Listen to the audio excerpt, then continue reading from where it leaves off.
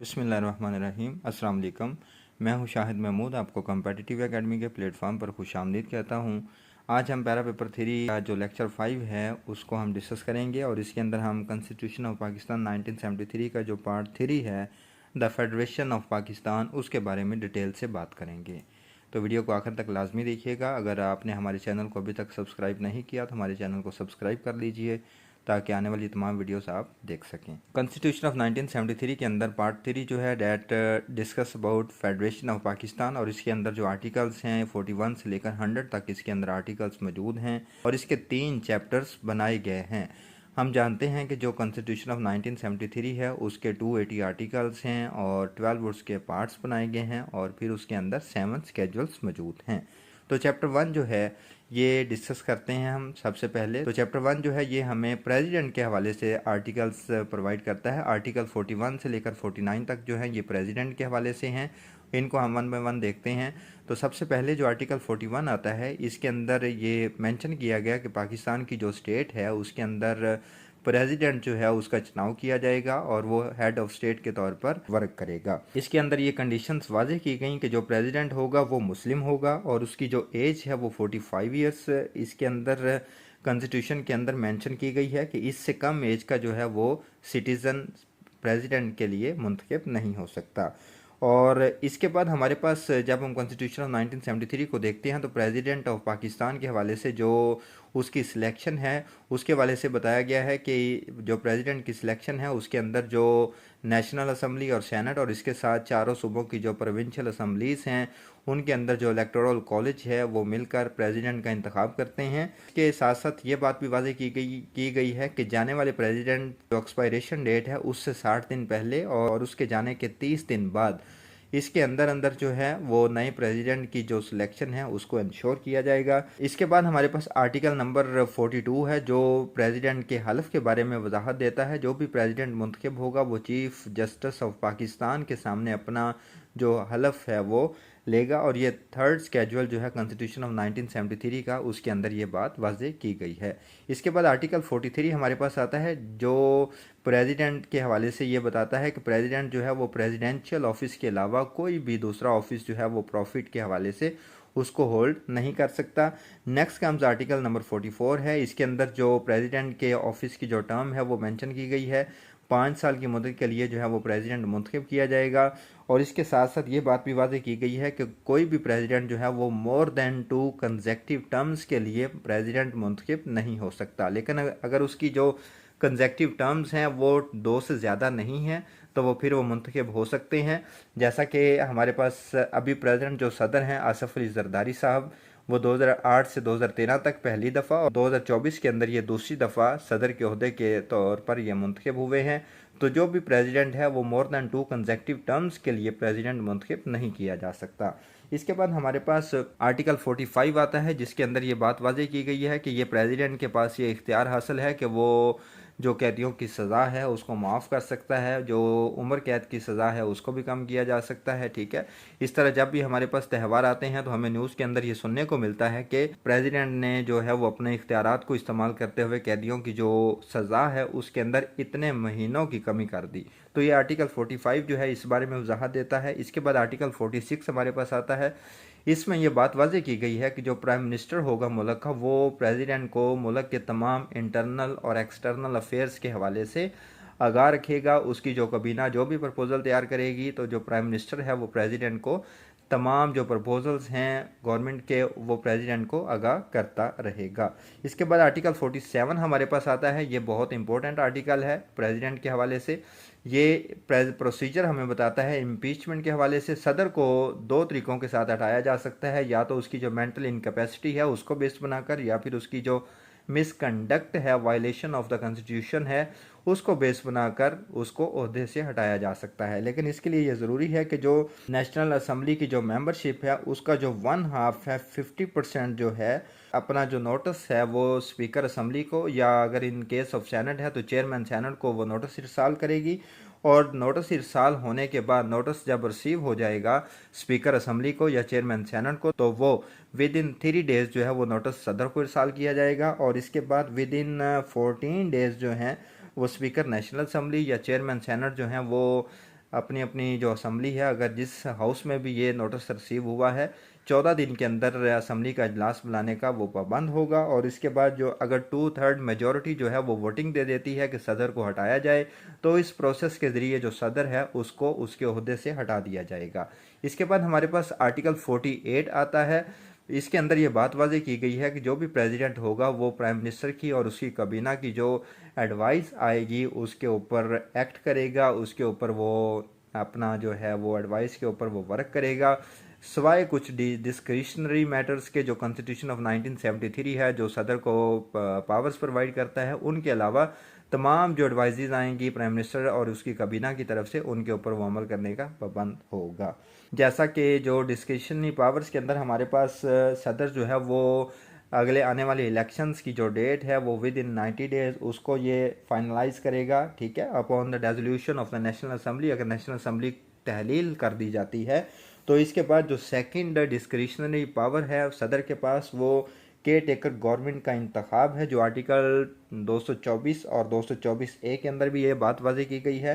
तो इन इख्तियारात को इस्तेमाल करते हुए सदर जो है वो केयर टेकर कैबिनेट और केयर टेकर मिनिस्टर है उसका इंतखाब करेगा। और सदर को ही ये इख्तियार हासिल है कि जब तक नया प्राइम मिनिस्टर जो है वो अपने ओहदे के ऊपर फाइज नहीं हो जाता तो वो पहले जो प्राइम मिनिस्टर वर्क कर रहा होता है उसको वो ये इख्तियार दे सकता है कि वो नए आने वाले प्राइम मिनिस्टर तक अपने ऑफिस के अंदर एज अ पीएम अपने काम को जारी रखे। इसके बाद हमारे पास आर्टिकल जो 49 है प्रेसिडेंट के हवाले से, ये बात करता है चेयरमैन सेनेट के हवाले से। अगर सदर मुमलकत जो हैं इंतकाल कर गए हैं और या उन्होंने अपने अहदे से रेजिग्नेशन दे दी है या उनको रिमूव कर दिया गया है उनके अहदे से, तो उनके जाने के बाद जो चेयरमैन सेनेट होंगे वो एज अ प्रेसिडेंट जो है वो काम करेंगे। और अगर चेयरमैन सेनेट भी मुल्क के अंदर मौजूद नहीं है तो उनकी जगह जो है वो speaker assembly, speaker national assembly जो है वो सदर के ओहदे के तौर पर काम करेंगे।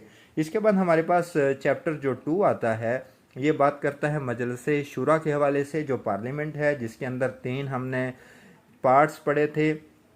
पहला इसका जो रुकन है वो हमारे पास प्रेसिडेंट, और फिर हमारे पास सेनेट, और फिर हमारे पास जो है वो नेशनल असम्बली आती है। तो इसके अंदर हम बात करेंगे, सबसे पहले हमारे पास जो आर्टिकल है आर्टिकल 50 है जिसके अंदर पार्लियामेंट के हवाले से बताया गया है कि जो मजलिसे शुरा है वो प्रेसिडेंट के ऊपर, नेशनल असम्बली के ऊपर जिसको हम लोअर हाउस भी कहते हैं, और इसके बाद सेनेट जिसको हम अपर हाउस भी कहते हैं, इसके ऊपर ये मुश्तमिल होगी। इसके बाद आर्टिकल जो 51 आता है हमारे पास, इसके अंदर हमारे पास कंपोजिशन ऑफ नेशनल असम्बली के हवाले से बताया गया है।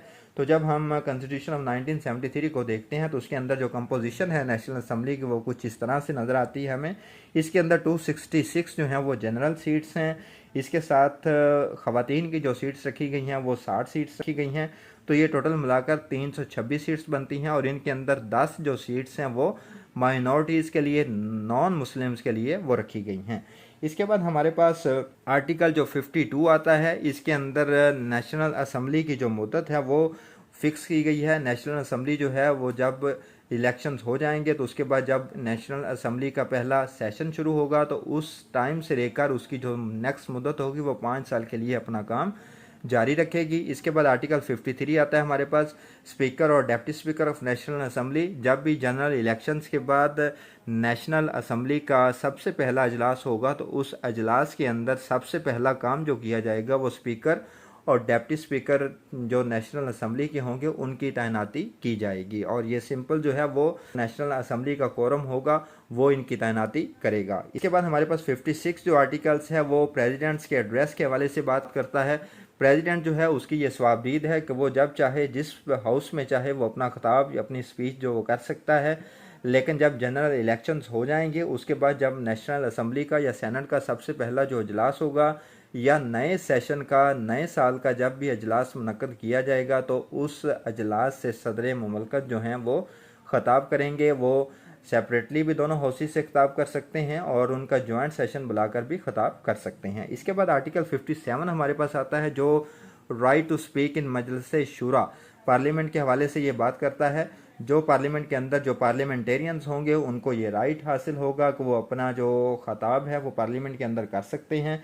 और इसके अंदर जो हमारे पास एक सीक्वेंस हमें कॉन्स्टिट्यूशन बताता है, सबसे पहले प्राइम मिनिस्टर का को ये इख्तियार दिया जाएगा, इसके बाद जो फेडरल मिनिस्टर होगा और minister of state, and then we have attorney general of Pakistan, उसको ये ये टाइम दिया जाएगा, उसको इख्तियार दिया जाएगा कि वो अपनी राय का इजहार जो है वो पार्लियामेंट के अंदर कर सकता है, और इसके बाद जो बाकी पार्लियामेंटेरियंस होंगे उनको तरतीब के साथ मौका दिया जाएगा। इसके बाद आर्टिकल 58, ये बड़ा फेमस आर्टिकल है। इसके अंदर नेशनल असम्बली की जो डिसोल्यूशन है उसके हवाले से बात की गई है।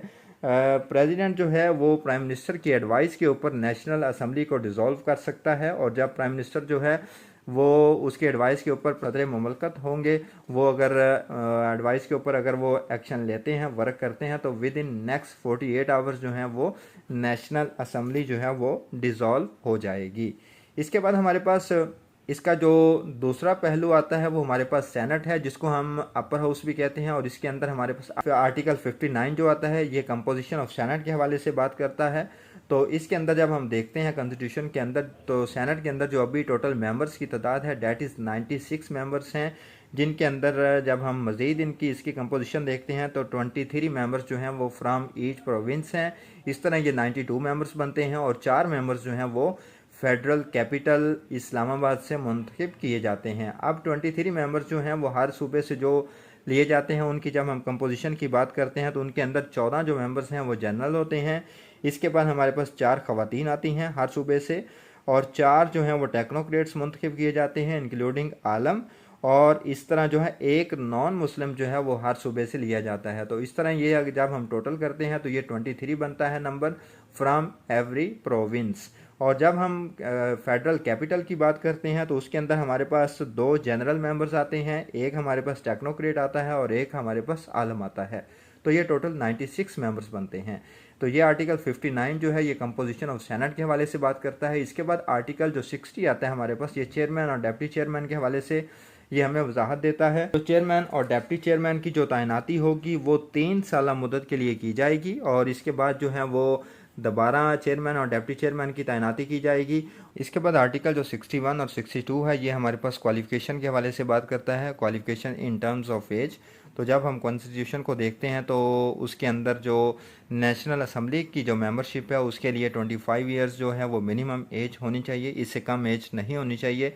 और इसी तरह जो प्राइम मिनिस्टर की एज है वो भी 25 साल से कम नहीं होनी चाहिए। और जब हम सेनेटर की एज की बात करते हैं तो सेनेटर्स के लिए ज़रूरी है कि उसकी एज जो है वो 30 ईयर्स होनी चाहिए, और प्रेसिडेंट की एज हमने पहले डिस्कस कर ली है, उसकी एज जो है वो 45 ईयर्स होनी चाहिए मिनिमम। इसके बाद चैप्टर 2 के हवाले से जब हम मज़ीद देखते हैं तो हमारे पास प्रोसीजर्स और लेजिस्लेशन के हवाले से आर्टिकल 70 से लेकर 73 जब आते हैं तो उसके अंदर प्रोसीजर बताया गया है पासिंग बिल्स के हवाले से। बिल्स जो हैं वो 2 तरह के हो सकते हैं, ऑर्डिनरी बिल और उसके साथ मनी बिल्स आते हैं। जो ऑर्डिनरी बिल्स हैं वो किसी भी हाउस के अंदर उनको प्रेजेंट किया जा सकता है, सेनेट के अंदर या नेशनल असम्बली के अंदर, लेकिन अगर वो सेनेट के अंदर पेश किए जाएंगे तो उनकी मंजूरी के बाद उनको नेशनल असम्बली की तरफ सेंड कर दिया जाएगा, और नेशनल असम्बली की मंजूरी के बाद उनको फिर प्रेसिडेंट की तरफ सेंड किया जाएगा फॉर असेंट। लेकिन मनी बिल्स जो हैं उनके बारे में ये कंडीशन है कि मनी बिल्स जो हैं वो नेशनल असम्बली के अंदर ही पेश किए जाएंगे, और नेशनल असम्बली की मंजूरी के बाद उनको फिर सेनेट की तरफ और सेनेट से फिर प्रेसिडेंट की तरफ उनको सेंड कर दिया जाएगा। तो ये आर्टिकल जो है ये 70 से 73 तक ये मनी बिल्स के हवाले से ये बात करते हैं। इसके बाद आर्टिकल जो 74 हमारे पास और 75 आता है ये प्रेसिडेंट्स के असेंट के हवाले से है। इसके अंदर ये बात वाज़ेह की गई है कि अगर प्रेसिडेंट जो है वो जिस हाउस से उसको बिल सेंड किया जाएगा, अगर प्रेसिडेंट उसके अंदर तरमीम करता है तो विद इन 14 डेज़ जो है वो प्रेसिडेंट जो है वो तरमीम करके उस बिल को उसी हाउस की तरफ फारवर्ड कर देगा जिस हाउस से उसको वो रिसीव हुआ था। इसके बाद आर्टिकल जो 76 से 79 है इसके अंदर हमारे पास फाइनेंशियल प्रोसीजर्स और एनुअल बजट के हवाले से बात की गई है।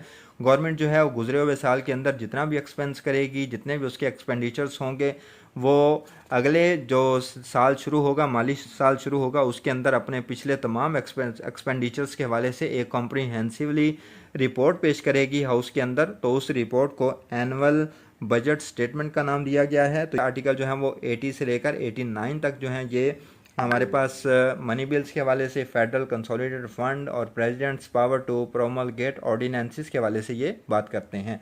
तो इसमें हम देखते हैं कि गवर्नमेंट के अंदर जो जितने भी रेवेन्यूज़ गवर्नमेंट इकट्ठा करती है, चाहे वो लॉन्स की सूरत में हो, टैक्सेस की सूरत में हो, फेडरल कंसोलिडेटेड फंड की सूरत में, वो ख़जाने के अंदर जमा हो जाता है। इसके बाद जो दूसरे हमारे पास रकम आती है, जैसा कि जो रकम रिसीव होती है on the behalf of federal government, या on the behalf of supreme court और एनी अदर कोर्ट जो है उसको हमारे पास पब्लिक अकाउंट के अंदर ये उसको शिफ्ट करवाया जाता है। तो इन दोनों चीज़ों की फेडरल कंसोलिडेटेड फंड और इसके साथ जो हमारे पास पब्लिक अकाउंट जो फंड्स होते हैं इनकी जो रिस्पॉन्सिबिलिटी है वो हमारे पास मजलिस शुरा के इख्तियार में दी गई है। जो भी रूल्स वो बनाए जाते हैं और उनको जो प्रेसिडेंट असेंट करता है तो इन रूल्स के तहत फेडरल कंसोलिडेटेड फंड को और इसके साथ साथ पब्लिक अकाउंट फंड होता है उसकी जिम्मेदारी जो है वो मजलिस शुरा के पास आती है। इसके बाद हमारे पास नेक्स्ट जो इसके अंदर बात की गई है प्रेसिडेंट्स की जो पावर हैं प्रोमलगेट ऑर्डिनेंसेस के हवाले से बात की गई है। तो प्रेसिडेंट जो है वो किसी भी ऑर्डिनेंस को प्रोमलगेट कर सकता है, ठीक है, ये प्रेसिडेंट को ये इख्तियार दिया गया है। तो ये आर्टिकल जो है 80 से लेकर 89 तक ये money bills, federal consolidated fund और president's power to promulgate ordinances के हवाले से ये बात करते हैं। इसके बाद हमारे पास चैप्टर 3 जो आता है ये एग्जेक्टिव अथॉरिटी ऑफ फेडरेशन के हवाले से बात करता है। मुल्क के अंदर जो भी काम किया जाएगा वो on the behalf of president किया जाएगा, लेकिन मुल्क के अंदर जो चीफ एग्जेक्टिव होगा वो प्राइम मिनिस्टर होगा और उसकी कबीना होगी। इसके बाद हमारे पास आर्टिकल 91 है प्राइम मिनिस्टर की जो तैनाती है। उसके अंदर जब हम बात करते हैं तो इसके अंदर नेशनल असम्बली जो है वो जनरल इलेक्शंस होने के बाद विद इन 21 डेज जो है वो लाजमी तौर पर वो अपना इजलास मुनक्कद करेगी, ठीक है। और पहले इजलास के अंदर जो प्राइम मिनिस्टर की तैनाती है उसको इंश्योर किया जाएगा और majority of the total membership of the national assembly जो है वो डिसाइड करेगी कि किस बंदे को प्राइम मिनिस्टर के ओहदे पर फाइज किया जाएगा। इसके बाद जब प्राइम मिनिस्टर की तैनाती हो जाएगी तो प्राइम मिनिस्टर जो है वो अपने फेडरल मिनिस्टर्स और मिनिस्टर्स ऑफ स्टेट की तैनाती को प्रपोज करेगा, एडवाइस देगा प्रेसिडेंट को, और प्रेसिडेंट जो है वो प्राइम मिनिस्टर की एडवाइस के ऊपर नई काबीना की जो है वो तैनाती करेगा। और इसके बाद जो है आर्टिकल 93 जो है वो एडवाइज़र्स के हवाले से बताता है प्राइम मिनिस्टर के। तो कॉन्स्टिट्यूशन जो है वो मैक्सिमम जो है 5 एडवाइज़र्स को अलाउ करता है कि प्राइम मिनिस्टर के 5 एडवाइज़र्स जो हैं उनको तैनात किया जा सकता है। इसके बाद आर्टिकल 94 जो हमारे पास आता है, प्रेसिडेंट जो है वो उसकी ये स्वाबदीद है कि वो वर्किंग जो प्राइम मिनिस्टर है उसको ये जिम्मेदारी दे सकता है कि वो अपने ऑफिस को कैरी ऑन रखे जब तक जो है वो केयर टेकर या नेक्स्ट जो पीएम है वो अपने हाउस का चार्ज नहीं संभाल लेता। इसके बाद आर्टिकल 95 है, ये बहुत इंपॉर्टेंट आर्टिकल है। इसके अंदर vote of no confidence against prime minister के हवाले से बात की गई है। आर्टिकल 95 के अंदर अगर 20% पार्लियामेंटेरियन जो हैं वो स्पीकर को, नेशनल असम्बली के स्पीकर को ये नोटिस इरसाल करते हैं वोट ऑफ नो कॉन्फिडेंस के हवाले से, तो हमारे पास जो है वो 3 दिन से पहले और 7 दिन के बाद जो है वो स्पीकर जो है वो नेशनल असम्बली का अजलास बुलाएगा और उसके अंदर जो है वो वोटिंग के प्रोसेस के ज़रिए प्राइम मिनिस्टर के अगेंस्ट जो है वो नो कॉन्फिडेंस की जो मूव है उसको वोटिंग के लिए पेश किया जाएगा और 2/3 मेजॉरिटी के बाद जो प्राइम मिनिस्टर होगा उसको उसके ओहदे से हटा दिया जाएगा। इसके बाद आर्टिकल जो है हमारे पास 96 है, ये 8th अमेंडमेंट के बाद इसको ओमिट कर दिया गया था। आर्टिकल 97 जो है ये फेडरल गवर्नमेंट के हवाले से है जिसकी जो अथॉरिटी है वो पाकिस्तान के अंदर और पाकिस्तान के रिलेटेड जितने भी अमूर आउट ऑफ पाकिस्तान हैं उन तक ये अथॉरिटी रखती है। इसके बाद आर्टिकल 98 जो है ये फेडरल सेक्रेटेरिएट्स के हवाले से है कि जो फेडरल गवर्नमेंट है वो ऑन इट्स बिहाफ जो है वो मुल्क के अंदर जो है वो अपनी पावर्स को वो डिवाइड कर सकती है। किसी भी पर्सन को, किसी भी इदारे को, किसी भी ऑफिस को वो अपनी पावर्स जो हैं वो दे सकती है, ठीक है। तो वो फेडरल गवर्नमेंट के बिहाफ के ऊपर वो काम करेंगे। इसके बाद आर्टिकल जो 99 है ये रूल्स ऑफ बिजनेस के हवाले से ये बात करता है। लास्ट के अंदर हमारे पास जो है आर्टिकल 100 आता है जो ये बात वाज़ेह करता है कि मुल्क के अंदर जो है वो एक चीफ लीगल एडवाइज़र को तैनात किया जाएगा जो अटारनी जनरल ऑफ पाकिस्तान के नाम से होगा और वो जो गवर्नमेंट होगी, जो फेडरल गवर्नमेंट होगी, उसको तमाम जो लीगल मैटर्स हैं इनके बारे में आगाह करेगा। ये हमारा आज का लेक्चर था जिसके अंदर हमने जो पार्ट 3 है कॉन्स्टिट्यूशन ऑफ 1973 का उसके हवाले से हमने बात की आर्टिकल 41 से लेकर आर्टिकल 100 तक। अगर आप SDO की जॉब्स के लिए और इसके साथ पैरा की जॉब्स के लिए या किसी भी वन पेपर की जॉब के लिए सेशन को ज्वाइन करना चाहते हैं तो ये नीचे हमारे दिए गए व्हाट्सएप नंबर के ऊपर रब्ता करके आप हमारे ऑनलाइन सेशन को ज्वाइन कर सकते हैं। ये हमारा सेशन जो है वो 2 से 2.5 मंथ का ये सेशन होगा जिसके अंदर जीके की तमाम जो डोमेन्स हैं उनको PPSC या FPSC के ऑफिशियल सिलेबस के अकॉर्डिंग कवर करवाया जाएगा।